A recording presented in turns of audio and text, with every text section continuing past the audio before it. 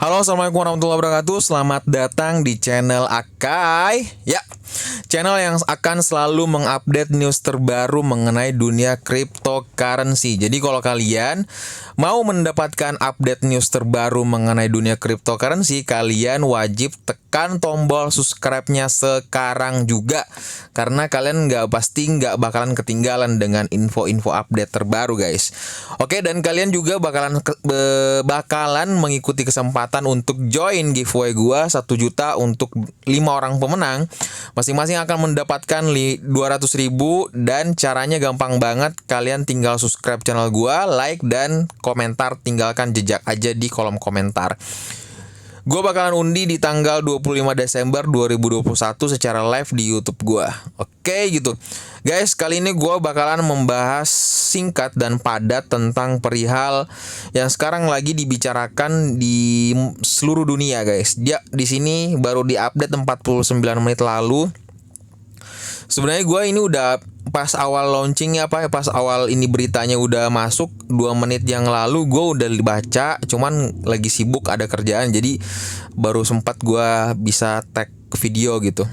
Oke, di sini jelaskan bahwa Bank of England memberi label Bitcoin tidak berharga karena inflasi Inggris mencapai level tertinggi 10 tahun. Gila nggak tuh kan? Lu bayangin guys, sekelas Bitcoin aja. Jadi menurut si Bank of England ini, Bank Inggris atau apa sih? England tuh ya, Inggris ya.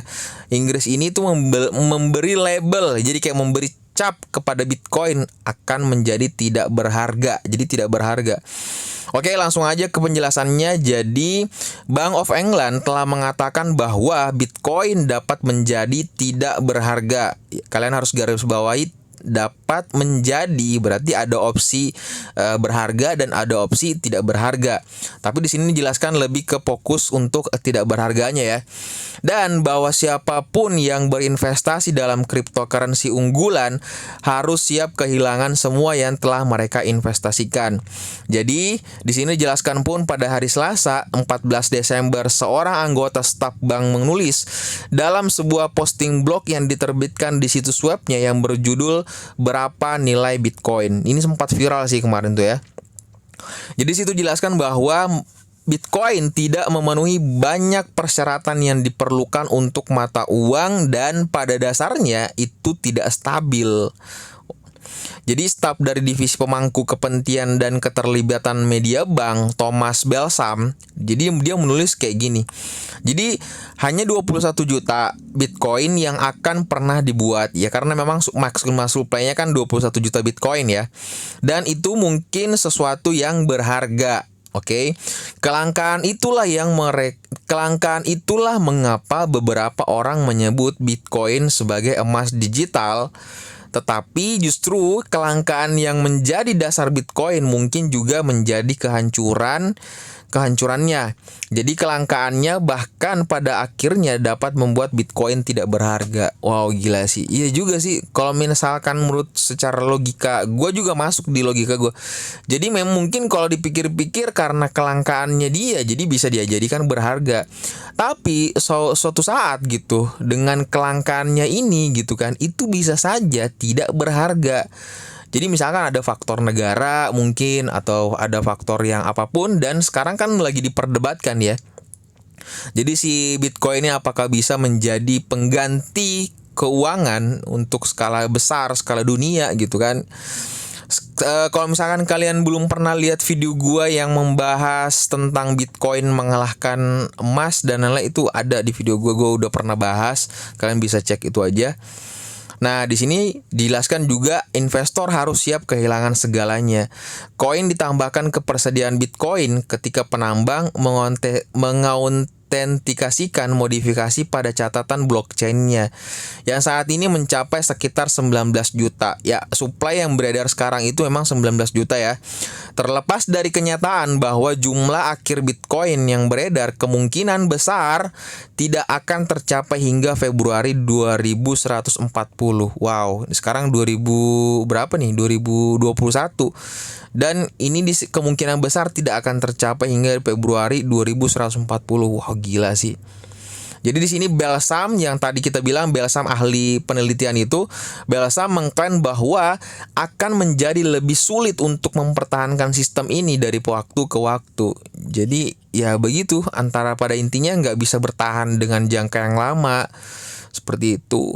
Jadi kalau misalkan kalian nggak pernah belajar ya, maksudnya kalian nggak pernah belajar. Kalau misalkan kalian selalu melihat perubahan zaman ya, dulu mungkin ada sistem barter gitu antara emas atau barang ke barang. Terus ada namanya nilai tukar, jadi emas ke barang kayak gitu kan. Dulu pakainya emas atau dirham gitu kan. Nah sekarang berubah lagi menjadi uang kertas, jadi dianggaplah dolar, rupiah ke barang kayak gitu. Nah ini sekarang lagi mau beralih ke Bitcoin ke barang atau cryptocurrency ke barang. Jadi kalian menggunakan cryptocurrency bisa membeli suatu barang. Nah itu yang lagi dipersoalkan di Bank of England ini gitu. Menurut kalian gimana guys? Ada pendapat gak ya mengenai pembahasan update yang ini gitu? Nah, di sini juga dijelaskan bahwa teori pada catatan ini dia menambahkan teori permainan sederhana memberitahu kita bahwa proses induksi ke belakang harus pada titik tertentu benar-benar mendorong uang pintar untuk keluar, dan jika itu terjadi investor benar-benar harus siap kehilangan segalanya dan pada akhirnya. Oke, gue pengen ngasih tahu kalian bahwa jadi kalau misalkan masalah uang kertas itu kan pencatatannya masih kayak semacam formalitas, kayak masih harus ada kertas dan ada aplikasi segala macam. Tapi kalau misalkan ini sudah menjadi teori uang pintar jatuhnya. Jadi kalian langsung belanja, kalian tanpa mencatat itu sudah ada langsung muncul kayak semua penjelasannya gitu. Nah, di sini jelaskan bahwa resiko terhadap sistem keuangan yang mapan, meskipun nilai Bitcoin telah melonjak sebanyak $67, Bank Sentral mempertanyakan apakah mata uang digital Bitcoin memiliki nilai intrinsik, memperingatkan investor tentang kemungkinan resiko. Waduh gila, sampai Deputi Gubernur Bank of England aja, si Sir John Cunliffe telah memperingatkan bahwa ekspansi cepat cryptocurrency dapat menimbulkan ancaman yang parah bagi sistem keuangan negara yang mapan dalam sebuah wawancara dengan BBC awal pekan ini. Wow gila nggak tuh, keren.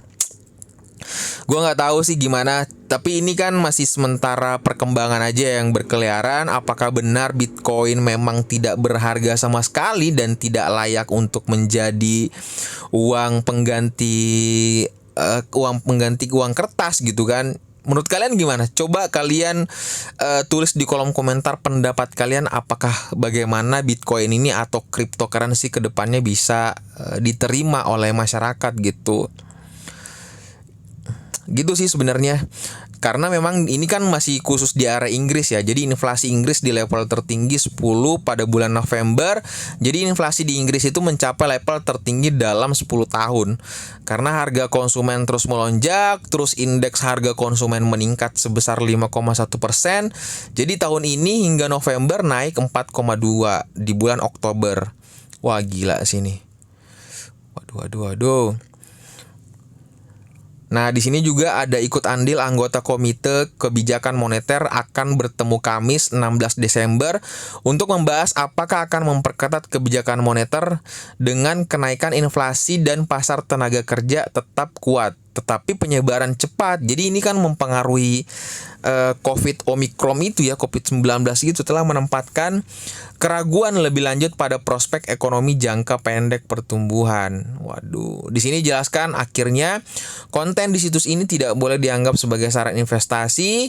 Jadi kita tuh hanya dikasih gambaran bahwa ada pendapat dari Bank of England yang mengatakan bahwa Bitcoin itu tuh sebenarnya tidak berharga guys, karena nggak memiliki intrinsik yang jelas gitu, nggak tahu. Dan itu pun kalau kita dibaca di sini sampai 2140 aja. Waduh, tahun 2140. Jadi ya masa anak cucu kita gue nggak tahu gimana.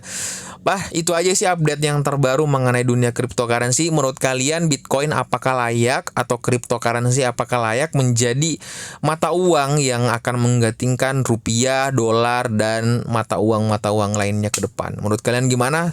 Ayo tulis di kolom komentar, silahkan berpendapat sebebas-bebasnya guys. Gitu aja updatean terbaru. Thank you banget udah mau mendengarkan. Titip salam sama keluarga kalian. Salam dari gua Akai. Assalamualaikum warahmatullahi wabarakatuh.